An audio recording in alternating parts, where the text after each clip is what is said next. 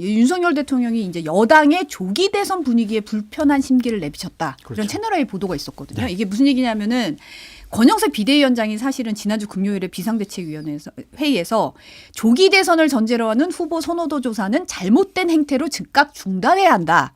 잘못된 분위기에 우리 당이 부안해동해서는 안 된다고 했어요. 그러니까 이 발언의 배경에 윤 대통령의 불편한 심기가 작용된 것으로 보인다는 보도였는데 윤 대통령 측에서는 사실 무근이라는 입장을 내놨습니다만 어떻게 보세요? 윤 대통령 측에서는 김준일 평론가님에 대해서 상당히 불쾌감을 표현을 하고 있다라는 얘기를 전해 들었어요. 자꾸 무슨 벚꽃 대선이냐 장미 대선이냐 하면서 조기 대선을 얘기를 많이 하셔가지고 자신들은 탄핵 심판에서 이길 수 있다라고 생각을 하고 있는 것 같아요.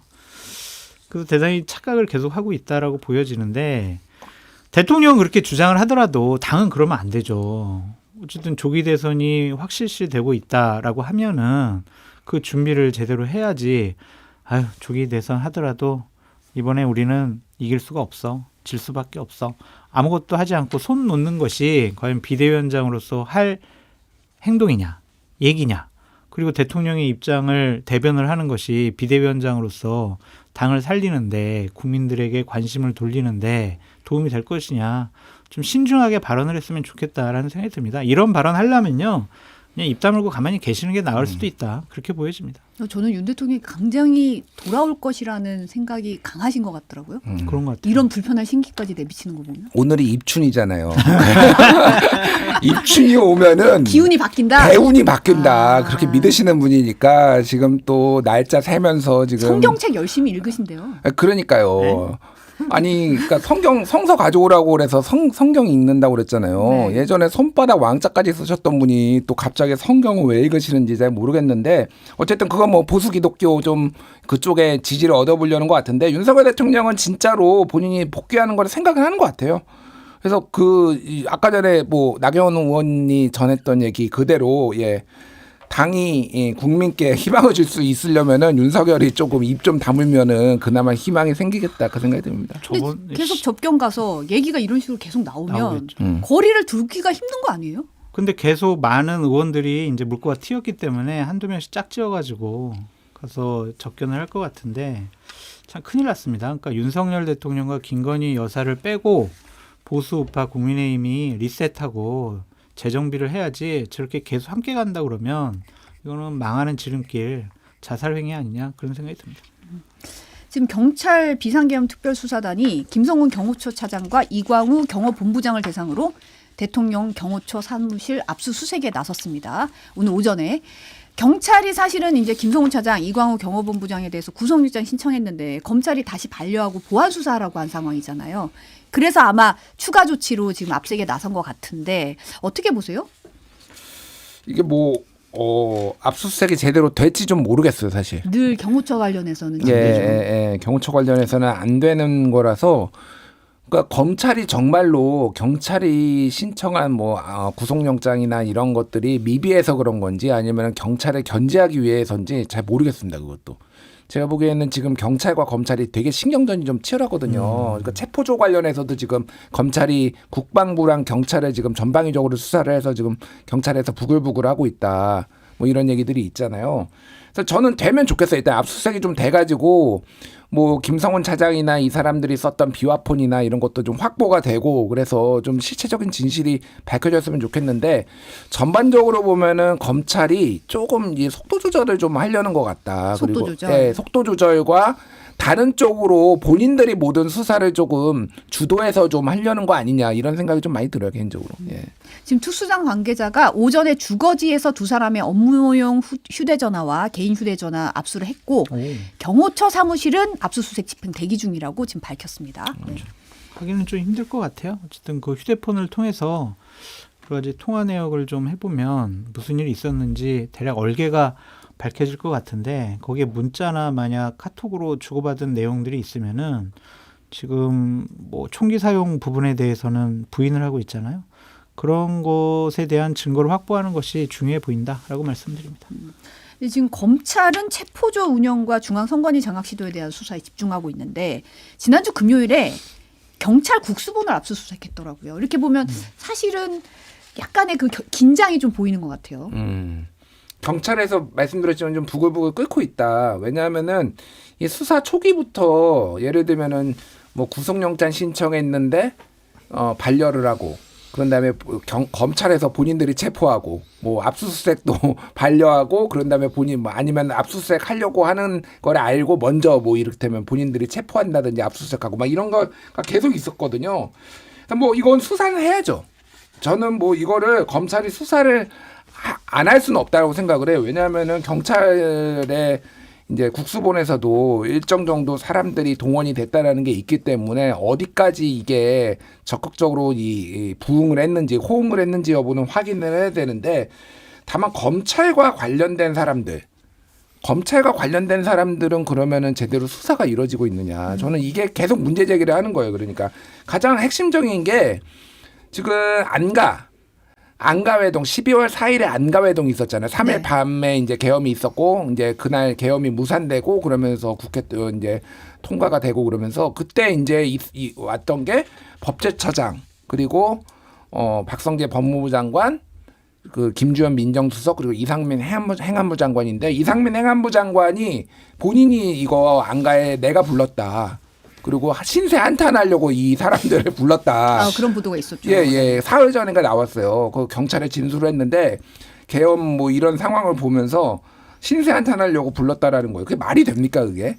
근데 이게 제대로 수사가 안 되고 있어요. 그러니까 다 왜냐면은 검찰 3명은 검찰 선배고요. 김주현하고 박성재하고 이완규 법제처 요거 3명은 검찰 출신이고 이상민은 뭐 이제 판사 출신인데 뭐 저기 충암고 출신이고 그러니까 이게 지금 3명은 게다가 휴대전화까지 바꿨어요. 그 안가 회동 다도 직후에 3명은 바꿨고 이상민은 비화폰 썼다고 지금 나오고 행안부 장관이 비화폰 쓴 게 거의 유례가 없다라고 합니다. 그러니까 이 사람들 수사를 검찰이 지금 하냐는 거예요. 그러니까 특검을 가야 되는 거예요. 그러니까 계속 얘기하지만 근데 또 최상목 권한대행은 계속 윤석열 대통령 수사를 진행되고 있으니 특검은 필요 없다라고 하는데 왜 특검이 필요 없나요? 그러니까 자기도 이해관계가 지금 걸려 있는 상황이라서 여러모로 최상목 대행이 좀 부적절하다 이 얘기를 안 할 수가 없을 것 같아요. 안가 회동 관련해서 저는 갈 곳이 마땅치 않아서 안가로 갔다는 게 대통령 안가가 그런 곳인가요? 롯데리아 가시 새벽이라서 안 열잖아. 안 열어요? 한심해요. 네. 이번에는 이 조기 대선을 되게 불편한 심기로 보시는 분도 있는데 일단은 이제 한동훈 전 국민의힘 대표가 곧 다시 등장할 거라 이런 얘기가 지금 계속 나오더라고요. 친한계 박상수 국민의힘 이제 당협위원장이 언더 73 국민의힘 73년생 이하 정치인들이 방송하는 유튜브 채널 개설했어요. 1973년생이 한동훈 대표니까 딱 요 기준으로 세대 교체론을 이제 내세우는 것 같은데 73년 이하 정치인 딱 못 박았더라고요. 어떻게 보세요? 이 움직임은? 소외감을 느낀다. 73년생 그럼 이상인 사람들은 그러면은 한동훈 대표를 지지하기 어려운 거 아니냐 그런 좀 생각이 드는데 이번 주를 한동훈 대표 측에서는 대단히 중요한 분기점이라고 생각을 하고 있다고 하더라고요. 이번 주요? 네, 왜냐면은 이번 주에 이제 헌재 심판에서 여윤영, 홍장원 이런 분들 군 사령관들을 나가가지고 윤석열 대통령이 출석을 하게 되면은 서로 이제 대질신문 비슷한 형식의 여러 가지 일들이 벌어질 거 아니에요. 바로 내일 오후에 5차 변론기일에 나오죠. 네. 수방사령관, 홍장한 1차장 다. 네. 근데 그 장소에서 윤석열 대통령이 아니 말이야 요원 끌어내라고 그랬지 내가 언제 국회의원 끌어내라고 그랬어 뭐 이렇게 말귀를 못 알아들어 내가 언제 체포하라고 그랬어 내가 언제 명단 뭐 여윤영을 통해서 불러줬어 이렇게 해서 책임을 회피하는 그런 모습을 보이게 되면은 본격적으로 윤석열 대통령에 대해서 비판을 하면서 본인의 활동을 강화하겠다. 내가 옳지 않았느냐. 그러한 명분으로 좀 삼으려고 하는 것 같더라고요. 그래서 이번 주의 상황들을 지켜보고 뭐 2월 말이라고 하는데 이렇게 주위에서부터 슬슬 이제 움직이는 모습 보이면서 군부를 좀 떼면서 본인이 대선에 출마하는 것은 거의 100% 확실하고요. 나오게 되면은 본인이 이길 가능성이 높다. 당원 구조가 바뀌었다. 지난번 당대표 선거 때나 63% 얻지 않았느냐. 그 당원들 그대로 있다. 윤석열 대통령이 그렇게 비열하고 쪼잔한 모습을 보이게 되면은 그 반대하고 대척점에 있던 나의 리더십에 대해서 당원과 국민들이 새롭게 평가할 거다. 그래서 내가 대선 후보가 될 가능성이 많다. 그런 식의 좀 생각을 하고 있는 것 같습니다. 그러니까 박상수 이제 전 대변인 이분 되게 전 좋아하거든요. 되게 좀 훌륭하신 분이에요. 이렇게 국민의힘에서 좀 이렇게 뭐라고 해야 되나? 제정신이 좀 박힌 몇 안 되는 분인데 저는 요 네이밍과 요거에는 좀 이의 제기를 안 할 수가 없어요. 왜냐하면은 왜 73이죠? 그러니까 만약에 70년생이라면은 언더 70으로 하는 게 맞죠. 그러면은 장성철 소장님도 소외가 안 되잖아요. 그렇죠. 그러니까. 70년 되면 70으로 가야지 왜 73이냐? 예. 그렇죠. 그리고 만약에 50살을 기준으로 하면은 언더 75로 하는 게 맞죠. 예. 그래야지 이제 이게 무슨 40대, 50대 뭐 이런 느낌이잖아요. 73은 완전 자의적이고 애매하다. 이게 왜 73이 됐는지조차 한동훈 개인을 빼고는 아예 좀 안 되잖아요. 52이잖아요. 73이 그러니까. 이거는 이상해요. 제가 보기에는. 그러면은 게다가 왜 그러냐면 이게 사람이 꼭 나이로 우리가 네, 해야 되나요? 네. 그러니까 70년생인 우리 장성철 소장의 어떤 젊은 마인드. 그렇죠. 제가 보기에는 80년생보다 훨씬 젊게 살거든요, 맞습니다. 이분이. 근데 꼭 이걸 나이를 왜 이게 새로운 다른 정치를 한다라면서 생물학적 나이로 게다가 딱 잘라가지고 이렇게 해야 되는지 사실은 저는 그래요, 그러니까. 그러면 72년생 중에 한동훈 대표 좋아하시거나 좀 이런 사람들은 들어올 수 없느냐. 그래서 73년생이라는 거를 강조하고 싶은 마음은 알겠는데 제가 보기에는 이거는 좀 적절하지 않다. 오히려 좀 그거를 뛰어넘는 뭔가를 좀 만드는 게 낫지 않나 그 생각이 들어요. 그러니까 저는 73을 네이밍했을 때 그게 젊은 느낌인가? 약간 그게 좀 의구심이 물론 죄송합니다. 이렇게 그게 이제 이게 뭔가를 좀 내세우고 싶은데 그 73이라는 연대가 주는 그 느낌이 뭔가 딱 나뉘는 그게 좀 부족하지 않나? 왜 73이지라는 생각이 들긴 했어요, 사실은. 한동훈 대표가 73년생이니까 그냥 그거를 통해서 세대 교체하고 정치 교체를 하겠다 그런 생각인 것 같은데 글쎄요, 잘 모르겠습니다. 아니 그러니까 이건 정치권이 너무 늙은 게 만 45세 이하면은 청년 가산점 그렇죠. 주거든요. 네, 맞아요. 네. 그러면은요 작년까지 70년대 79년생 생일 안 지난 사람도 청년 가산점 받았어요. 그러니까 X세대도 청년 가산점을 받는 게 완전히 이 늙은 이들이 있는 데가 정치권이기 때문에 뭐 73이면은 홍준표 시장이 맨날 그래 어린 것이 어린 것이 그러면서 맨날 그러니까 뭐 아주 늙은 건 아니다 그 생각이 드네요. 예. 지금 세대 교체론 얘기가 나오는 거에 이제 이준석 개혁신당 의원 어제 사실상 대선 출마 선언했잖아요. 장소도 서울 홍대를 찾았더라고요. 네. 변화는 과감한 세대 교체와 함께 일어난다. 대한민국의 미래를 위해 가장 먼저 앞장서는 퍼스트 펭귄이 되고자 한다라고 하면서 이제 완주하겠다 이 얘기도 강조를 했어요. 애정하시잖아요. 퍼스트 펭귄 되면 안 돼요. 퍼스트 펭귄은 저 고래한테 잡혀 먹을 가능성이 높아요. 안 돼요. 저는 이준석 대표는 언젠가는 대통령을 할 사람이다라고 좀 생각을 하고 있고요. 이번에는 중도에 국민의힘 쪽에서 단일화를 제안을 하더라도 단일화를 하지 않고 완주할 가능성이 높다라는 좀 생각이 듭니다. 구도상으로 보면은 나 윤석열 싫어, 나 이재명 싫어 그러한 분들이 여론조사상 많이 있잖아요. 그런 분들이 이준석을 대안으로 선택을 할지 아니면은 나 윤석열 싫지만 그래도 이재명 되는 거는 반대해야지. 그래서 나는 국민의힘 후보 찍어야지. 그렇게 진영 논리가 더 강화될지 어떻게 구도가 전개될지 이번 대선의 중요한 관전 포인트인데 두 자리 숫자 이상의 득표율과 지지율이 나오게 된다면은 이번 대선의 가장 중요한 변수가 이준석 후보가 될 가능성이 높다라고 보여집니다. 그래서 용기를 잃지 말고 정말 열심히 한번 본인이 생각하는 나라를 국민들 앞에 쭉 설명을 해줬으면 좋겠어요. 지금 우리가 담론이 없어졌잖아요. 그냥 내란 찬성 반대, 탄핵 찬성 반대 이거밖에 없잖아요. 대한민국이 어떻게 나가야 되는지 모든 분야에 있어서 토론이 가능한 사람이 이준석 후보이기 때문에 우리 시대를 좀 앞서 나가는 대한민국의 담론을 제시를 해서 한번 우리 대한민국 사회가 어떻게 나가야 될지 해답을 좀 제시하는 그런 새로운 모습을 보여줬으면 좋겠다라는 생각이 듭니다. 그러니까 우리 윤석열 대통령님께서 이 방송을 또 싫어하실 것 같은데 조기 대선 얘기한다고. 못 드시잖아요. TV가 있구나. 이거는 근데 이건 유튜브니까 누군가 또 리포트해서 보내드릴 수도 있는데. 그러니까 저는 이제 제가 좀 이번 올해 대선에서 좀 유익 있게 보는 거는 네. 1997년 이후로 한국의 대선은 퐁당퐁당이었어요. 네. 양자구도와 다자구도가 퐁당퐁당이었거든요. 97년에는 2인제 나와서 3자구도였다가 2002년에는 단일화로 정몽준 노무현 단일화로 사실상의 양자구도였고 2007년에 다시 다자구도 그때 이회창 문국형 막 이렇게 나왔고 2012년에는 역사적인 문재인 박근혜 양자구도였고 2017년에는 오자구도였고 지난번 대선은 양자구도였단 말이에요. 막판에 이제 총결집이었잖아요. 이번에는 다자구도다. 다자구도 이게 사례를 봤을 때 그리고 또 하나는 이준석은 절대로 본인으로 하는 단일화 아니면은 절대로 안 받을 거예요.